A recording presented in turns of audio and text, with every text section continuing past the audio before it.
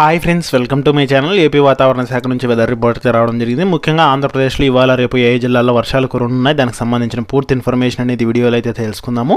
వీడియోని అయితే స్కిప్ చేయకుండా చివరి వరకు చూడండి. వీడియోలోని ఇన్ఫర్మేషన్ నచ్చినట్లయితే ఛానల్ని సబ్స్క్రైబ్ చేసుకోండి. అలాగే మీ ఫ్రెండ్స్ అండ్ ఫ్యామిలీ మెంబర్స్కి మన వీడియోస్ని అయితే షేర్ చేయండి. చాలామంది వీడియోస్ చూస్తున్నారు కానీ లైక్ చేయట్లేదు. మీరు నేను లైక్ చేస్తే నాకు అంత సపోర్టివ్ ఉంటుంది. వీడియో కూడా ఎక్కువ మందికి రీచ్ అవ్వడం జరుగుతుంది. తద్వారా వీడియోలోని ఇన్ఫర్మేషన్ ఎక్కువ మందికి తెలిసే అవకాశం అయితే ఉంటుంది. ఇక లేట్ చేయకుండా టాపిక్ లేకైతే వెళ్ళిపోదాము. ఏపీకి వాతావరణ శాఖ వర్ష సూచన అయితే జారీ చేసింది. నైరుతి ఋతుపవనాలు దేశమంతటా విస్తరించాయని వాతావరణ శాఖ అయితే ప్రకటించింది. అనుకున్న దానికంటే ముందుగానే విస్తరించాయని తెలిపింది. ఇక ఆంధ్రప్రదేశ్ మరియు యానాంలో దిగువ ట్రోపోవారణంలో నైరుతి మరియు పశ్చిమ దిశగా గాలులు అయితే వీస్తున్నాయి. మరోవైపు ద్రోణి ప్రభావంతో వచ్చే 2 రోజుల పాటు వర్షాలు కురిసే అవకాశం ఉన్నట్లు వాతావరణ శాఖ అయితే హెచ్చరికలు జారీ చేసింది.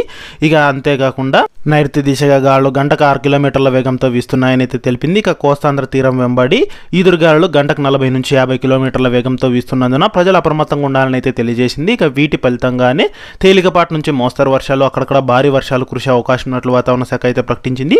ముఖ్యంగా పలు ప్రాంతాల్లో ఉరుములు, మెరుపులు, ఈదురుగాలులతో కూడిన వర్షాలు కురుస్తాయని, పిడుగులతో పాటు వర్షం పడే అవకాశం ఉన్న ప్రజలు అప్రమత్తంగా ఉండాలని అయితే కనుక తెలియజేసింది.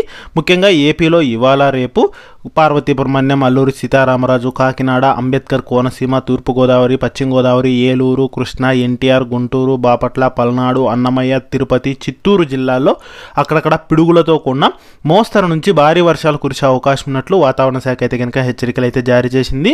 వర్షాలు కురిసే సమయంలో తగు జాగ్రత్తలు తీసుకోవాలని ఏపీ విపత్తుల నిర్వహణ సంస్థ అయితే తెలిపింది.